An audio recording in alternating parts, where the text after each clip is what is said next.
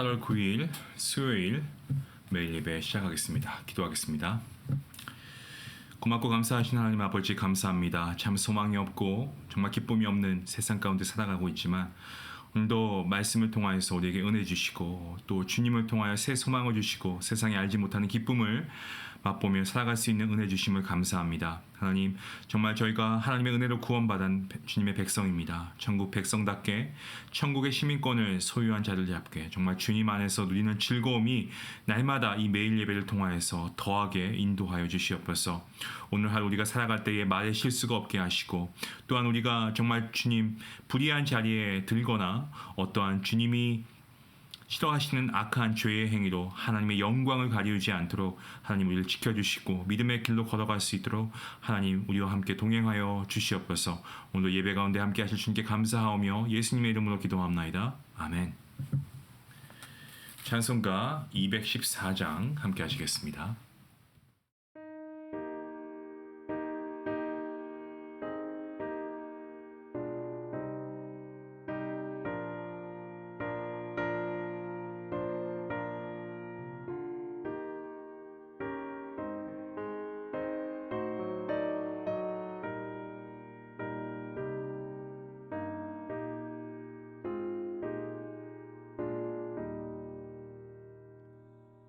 나 주의 도움 받고자 주 예수님께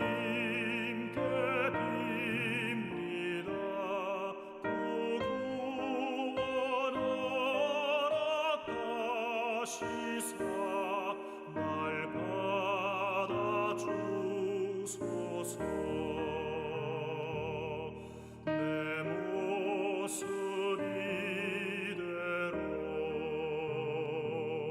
주 받아주소서. 날 위해 돌아가신 주 날 받아주소서. 큰 죄에 빠져 영죽을 날 위해 피 흘렸으니 주 형상대로 빚으사 날 받아주소서. 내 모습 이대로 주 받아주소서.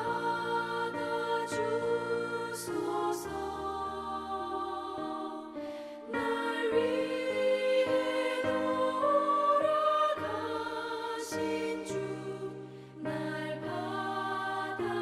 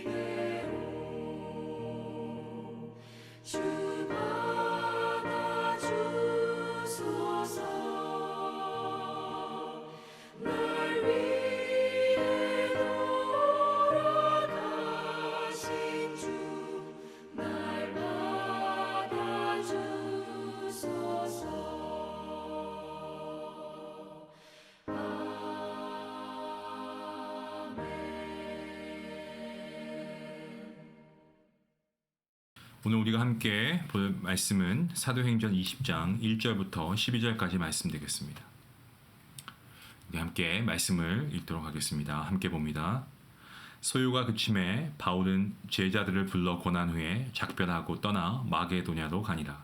그 지방으로 다녀가며 여러 말로 제자들에게 권하고 헬라에 이르러 거기 석 달 동안 있다가 배 타고 수리아로 가고자 할 그때에 유대인들이 자기를 해하려고 공모함으로 마게도냐를 거쳐 돌아가기를 작정하니 아시아까지 함께 가는 자는 베레아 사람 브로의 아들 소바도와 데살로니가 사람 아리스다고와 세군도와 더베 사람 가이오와 및 디모데와 아시아 사람 두기고와 드로비모라. 그들은 먼저 가서 드로아에서 우리를 기다리고 있더라. 우리는 무교절 후에 빌립보에서 배로 떠나 닷새만에 드로아에 있는 그들에게 가서 이레를 머무니라. 그 주간의 첫날에 우리가 떡을 떼려 하여 모였더니 바울이 이튿날 떠나고자 하여 그들에게 강론할세 말을 밤중까지 계속하매 우리가 모인 윗다락에 등불을 많이 켰는데 유드고라 하는 청년이 창에 걸터 앉아 있다가 깊이 졸더니 바울이 강론하기를 더 우대함에 죽음을 이기지 못하여 3층에서 떨어지거늘 일으켜 보니 죽었는지라. 바울이 내려가서 그 위에 엎드려 그 몸을 안고 말하되 떠들지 말라 생명이 그에게 있다 하고 올라가 떡을 떼어 먹고 오랫동안 곧 날이 새기까지 이야기하고 떠나니라. 사람들이 살아난 청년을 데리고 가서 적지 않게 위로를 받았더라. 아멘. 데메드리오가 일으킨 소동이 있었죠. 그러한 소요가 진정이 됩니다. 오늘 말씀을 보면 소요가 그침에라고 시작하고 있는데요. 이것은 데메드리오가 일으킨 소요였습니다. 그 소요가 진정이 되고 이 바울은 제자들을 불러서 권합니다. 그의 권면은 계속되는 억압과 박해에도 굴하지 말고 하나님의 그런 백성으로서 부르심에 합당한 삶을 살아야 한다. 아마 그러한 내용의 메시지였을 것입니다. 마게도냐로 떠나게 된 일은 데메드리오의 소동 때문만은 아니었습니다. 주님의 말씀에 힘이 있어서 이 마술과 요술을 이기지 않습니까? 그리고 세력을 얻었던 때 마게도냐와 아가야를 거쳐서 예루살렘에 가기로 이미 결심한 것이었습니다. 바울은 이 계획을 실행하기 위해서 자기보다 먼저 디모데 그리고 에라스도를 마게도냐로 보냅니다.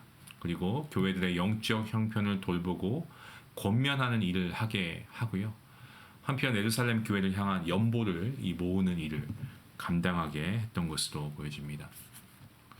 바울은요, 떠나는 것을 주저하지 않았던 인물입니다.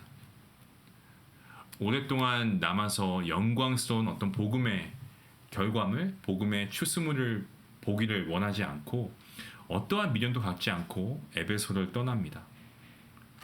교회의 어려움이 눈에 띄게 안정되면 흔히 말하는 기득권이라고 해야 될까요? 기득권이라고 할 수 있는 어떤 그런 것들을 다 내려놓습니다. 그러니까 내가 이만큼 여기 있어서 교회가 안정이 되었다. 이런 것들을 전혀 내세우지 않아요. 하나님의 주신 사명을 위해서 그는 하나님이 가라고 하신 곳을 또 가서 복음을 전하는 그러한 바울의 모습을 우리가 보게 됩니다. 참 모범적이죠. 신앙인이라고 하면 이 바울의 신앙을 우리가 참 배우고 싶다는 생각을 많이 합니다. 어떻게 바울이 이렇게까지 모범적인 삶을 살 수 있을까? 저만 의구심이 드는 건 아닐 거라 생각합니다. 정말 어떻게 보면은 성도의 모범이 될 수 있는 물론 예수님이 우리 모두의 롤 모델이시지만 인간들 중에서는 이 바울이 정말 성도의 모범이 되는 인물 중 하나가 아닐까 생각합니다. 그는 그에게 맡겨진 모든 그런 일들을 정말 순전하게 최선을 다하고 있는 모습을 보게 됩니다. 우리가 사도행전을 묵상하며 살펴보고 있는 이 바울은 어떻습니까? 저는 이 바울을 존경하게 되는 이유 중에 하나가 사람이면 누구나 간사한 것은 다 갖고 있는 것 같거든요. 근데 그런 간사함을 전혀 발견할 수 없다는 겁니다. 하나님 앞에서 정말 순전하게 자기 분깃과 얻게 될 이익에 대한 관심을 아예 그냥 내려놓고 있는 바울입니다. 저는 이러한 모습이 비단 바울의 모습만이 아닌 성도인 저와 여러분이 가져야 할 모습이 되어야 할 줄로 저는 그렇게 믿습니다. 여러분, 바울은 먼저 에게해를 건너서 마게도냐로 가기 위해 드로아에 머물면서 디도를 기다리고 있습니다. 고린도 교회 문제를 해결하기 위해서 편지를 써서 디도에 전달했고 그 결과를 듣기 위함이었습니다. 하지만 그냥 마냥 기다리지는 못하고요. 마게도냐로 건너가게 되죠. 바울은 이전에 2차 전도 여행에서 방문했던 것과 같은 여정으로 빌립보, 데살로니가 이 베레아 교회들을 방문해서 교회를 든든히 세우고 그리고 아가야 지방에서 석 달 동안 머무릅니다. 여기 오늘 본문에서 헬라에 이르게 되었다라고 하는데 헬라라고 하는 아가야, 이 아가야 지방이라고 생각하시면 됩니다. 석 달 동안 머무르는데 이때 대부분을 고린도에서 체류하면서 그곳의 형제들을 권면하고 섬겼던 것으로 보여집니다. 에베소를 떠나서 자신이 섬겨야 할 사람들을 두루 찾아다니면서 섬겼던 바울은 예루살렘으로 가는 길을 재촉하기 위해서 해상 항로를 이용해서 수리아로 가야 되겠다. 그러한 계획을 세우고 있었습니다. 하지만 자신을 해하려고 하는 그런 유대인들의 공모를 알고는 이 마게도냐를 거쳐서 육로로 이렇게 우회해서 갈 것을 결심합니다. 그리고 이방 교회들의 여러 대표자들과 그 길을 함께 합니다. 본문 3절과 4절 말씀인데요. 여기 보시면 유대인들이 바울을 해하려고 공모했다라는 것을 우리가 보게 됩니다. 이 공모라고 하니까 비밀리에 이루어졌을 것 같습니다. 근데 여러분 한번 생각해 보시면 그 당시에 뭐 바울이 무슨 스파이가 있겠습니까? 바울의 정보망이 당시 그 지중해 세계 전역에 있었을 리도 만무하고 아니 뭐 정말 이 전도 팀원들이 부족하면 부족하지 뭐가 있는 그런 전도팀이 아니잖아요. 부족하고 없는 것 투성이의 전도팀원들이 이 바울의 전도팀이었을 것 같은데 근데 이런 공모가 바울 일행에게 발각이 되었다는 것은 저는 이것은 우연의 일치가 아니고 우리가 믿음의 눈으로 보게 되면 이게 하나님의 도우시는 손길이 있었다. 그렇지 않고서는 이게 사실 설명할 수 있는 방법이 없는 것 같습니다. 이런 공모가 미리 바울 일행에게 발각되었다. 이거 하나님의 일하심이죠. 여러분 이처럼 하나님께서는 바울이 로마에도 복음을 전해야 한다는 사명을 주시고 그리고 사명을 이루기까지 안전할 수 있도록 이끄시고 보호하시는 분이 또한 하나님이심을 우리가 보게 됩니다. 성도 여러분, 우리 하나님, 하늘에 계신 우리 하나님 아버지는 이러한 분이십니다. 우리는 어떻습니까? 우리 편에서 감히 기대할 수 없었던 하나님의 은혜로 구원받았다. 우리가 믿음으로 고백하는데요. 근데 사실 정작 구원받은 이후에 우리의 삶에 대해서는 우리가 그렇게 정말 이러한 것을 고백하는 것과는 다르게 좀 구원받은 성도답지 못하게 우리가 구원받은 그 은혜를 우리가 좀 소홀하게 생각하는 경향이 있는 것 같습니다. 우리가 하나님께서 우리에게 새로운 생명을 주시고 영생을 주시고 우리를 구원해 주셨는데 우리가 정말 그것을 하나님의 은혜이다 그리고 감사한다라고 한다면 우리가 더 하나님 말씀에 순종하며 따라가야 되는데 구원받은 이후의 삶이 정말 그렇게 우리가 삶을 살아가고 있는가 생각해 보면 사실 부끄러워 아니할 수가 없는 것 같습니다. 말씀을 따르고 하나님의 부르심을 순종하며 이루어가는 삶, 그러한 삶을 우리가 향해서 나아가야 하는데 그렇게 살아가고 있지 못할 때가 얼마나 많은지요. 그리스도의 십자가와 그리고 그리스도의 부활과 그리스도의 승천하심, 우리를 주 예수 그리스도의 안에서 자녀 삼으신 하나님께서는 우리에게 아들을 믿는 예수님을 믿는 믿음 안에서 하나님의 자녀다운 삶을 살아갈 것을 하나님은 말씀하시고요. 그 삶을 우리가 이루어 나가기를 누구보다 원하십니다. 그냥 세상 사람들처럼 아무렇게나 우리가 하고 싶은 대로 마음 가는 대로 살아가는 것이 하나님의 구원받은 자녀의 삶은 아니지 않습니까? 저와 여러분 모두에게 각자에게 주신 하나님의 부르심이 있습니다. 그 부르심을 이루는 삶을 살아가길 하나님이 원하시고요. 우리가 이것을 하나님의 부르심에 우리가 믿음으로 결단하고 순종할 때 하나님께서는 그 길을 분명히 인도해 주신다라는 것입니다. 우리가 하나님의 부르심을 완성하기까지 하나님께서 친히 우리를 지키시고 보호하시는 줄 믿습니다. 여러분 말씀해 보십시오. 그래서 바울에게 건강 물론 그가 정말 몸에 가시가 있다고 했지만 그가 정말 먼 길을 여행할 수 있도록 하나님께서 그에게 건강한 발도 주셨고요. 그리고 물론 그에게는 어떠한 세상의 부와 명예도 없었습니다. 하지만 여러분 하나님께서 바울에게 함께 하시니까 놀라운 이적들이 나타납니다.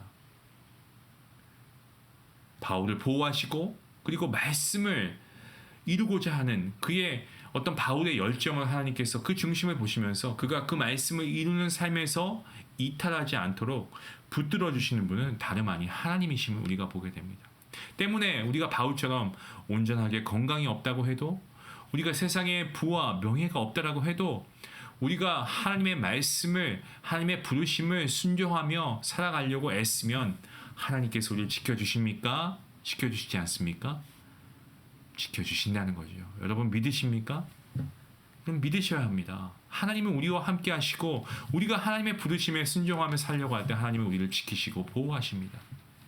주님의 부르심을 마치기까지 자기의 백성을 지키시고 인도하시는 하나님의 그런 자비로우심, 하나님의 동행하심을 우리가 묵상하며 오늘 과연 나는 그 길을 순종함으로 신실하게 잘 걷고 있는가? 아니면 그 길을 비켜나 어긋난 길을 걷고 있는가? 우리가 다시 한번 지나온 삶의 여정을 되짚어 볼 수 있길 원합니다. 사랑하는 성도 여러분, 여러분의 삶이 오늘부터 새롭게 바뀌어질 수 있기를, 그러한 역사가 있기를 간절히 소망합니다. 우리의 삶으로 맺은 열매가 어떤 것인지 살펴보고 하나님의 말씀을 되새기며 주님의 부르심에 합당한 자로 정말 순종하는 자의 삶을 살아가는 그러한 저와 여러분 모두가 될 수 있기를 간절히 기도합니다.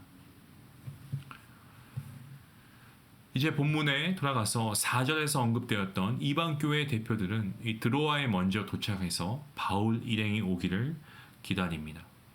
바울의 일행은 무교절 후에 빌립보에서 배로 떠나서 5일 만에 이 드로아에 있는 이방교회의 대표들과 합류합니다. 그리고 거기서 일주일을 보냅니다. 바울은 잠시 들러서 일주일을 머물렀던 드로아에서도 시간을 허비하지 않고요. 계속해서 말씀을 전합니다. 참 대단합니다. 이 바울 일행은 그 주간의 첫날, 곧 안식 후 첫날인 주일에 예수님의 부활을 기념하는 예배를 드렸습니다. 설교를 시작한 바울은 한두 시간 설교한 것이 아니고 밤중까지 그의 설교는 계속되었던 것으로 보입니다. 쉬지 않고 계속된 설교에 오늘 말씀을 보니까 유두고라고 하는 청년이 나옵니다. 그가 창가에 걸터 앉아 있다가 말씀을 듣던 중에 깊이 졸음에 빠져서 떨어져 죽습니다.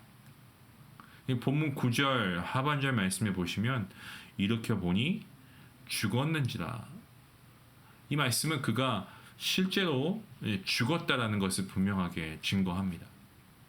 유두고의 죽음으로 인해서 지금 이 거룩한 예배, 은혜로워야 할 예배 시간, 정말 말씀으로 인해 그 은혜로 인해 축제의 시간이 되어야 할 이 시간에 가족을 잃은 슬픈 어떤 장례식의 모습으로 지금 완전히 그런 분위기가 바뀌어지려고 하는 찰나입니다. 이러한 상황 가운데 바울도 인간이었는데 여기 말씀에 기록되어 있지는 않았지만 그도 무척 당혹스럽지 않았을까 생각합니다.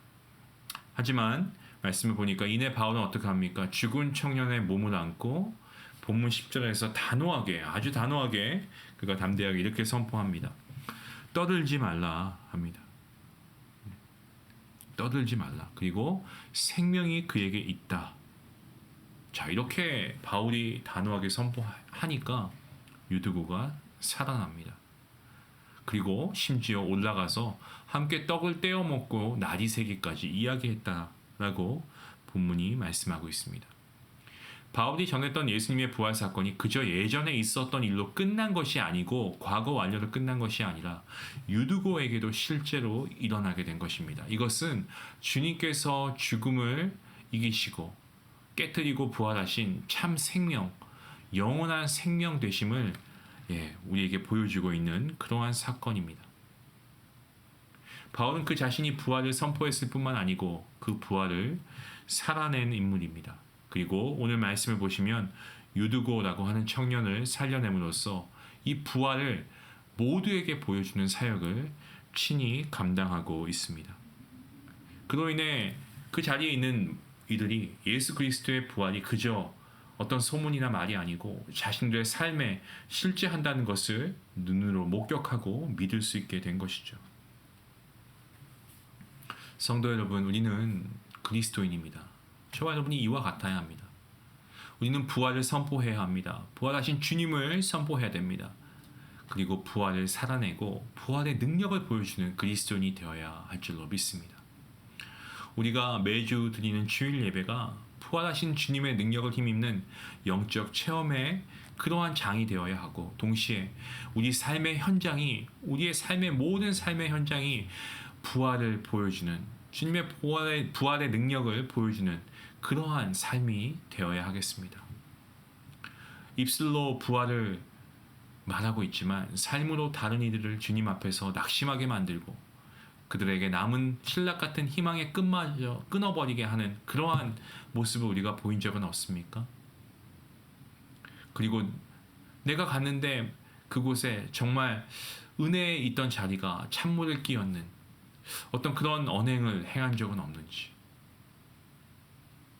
이러한 분들은 부활의 능력을 살아내는 그러한 삶을 살아가고 있다고 볼 수는 없습니다. 여러분, 교회는 건물이 아닌 것을 우리는 잘 압니다. 성도인 저와 여러분 한 분 한 분이 교회입니다. 그리고 교회로 존재하는 우리 모두가 마땅히 살아내어야 하는 삶은요, 바로 부활의 삶입니다.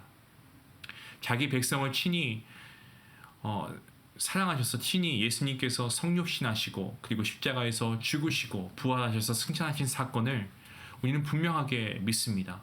그렇다면 우리가 선포해야 합니다. 그리고 여기서 한 걸음 더 나아가서 우리가 부활을 선포할 뿐만 아니고 그 부활의 능력을 가지고 우리가 삶을 살아내며 그 부활의 삶을 우리가 증명하는 삶으로 나아가는 데까지 우리가 힘써야 하겠습니다. 그 삶은 꼭 죽은 사람을 살려내어야 하는 기적이 아닙니다. 나로 말미암아 어느 누군가가 정말 상하고 깨어진 심령이 회복되어 하나님 앞에서 다시금 나아갈 수 있다면 그것이 부활의 삶을 살아가는 모습이고요. 어떤 분열되었던 공동체가 그들의 막힌 담이 허물어지고 그리고 한치의 정말 어떠한 거짓 없이 순전한 모습으로 주님 앞에 나오게 된다면 그 또한 부활의 삶을 살아가는 것입니다. 사랑하는 성도 여러분, 우리 모두 그리스도인입니다. 그리스도인이라고 한다면 응당 그 이름에 맞게 우리가 살아가야 합니다. 그리스도인으로서 응당 우리가 살아내어야 할 예배의 생활화, 생활의 예배화. 여러분, 이것을 실천하기 위한 방편으로 모든 성도가 매일 예배를 세워가고 있는 중에 있습니다. 예배의 생활화 그리고 부활의 능력을 선포하시면서 부활의 삶을 살아가심으로 이 부활의 능력을 덧입는 우리 모든 성도님들 될 수 있기를 주님의 이름으로 간절히 축원합니다. 기도하시겠습니다. 고마우신 하나님 아버지, 하나님께서 우리를 사랑하셔서 우리를 구원하여 주신 것 하나님의 은혜이고 감사합니다. 하나님께서 오늘도 말씀을 통해서 우리에게 주신 아버지 이 귀한 복음의 능력 우리가 삶을 통해서 이루어갈 수 있기를 원합니다. 하나님의 뜻을 이루어가는 주님의 백성이 되기를 먼저 결단하길 원합니다. 하나님의 뜻을 이루어가는 주님의 백성들을 하나님이 지키시고 보호하시는 줄로 믿습니다.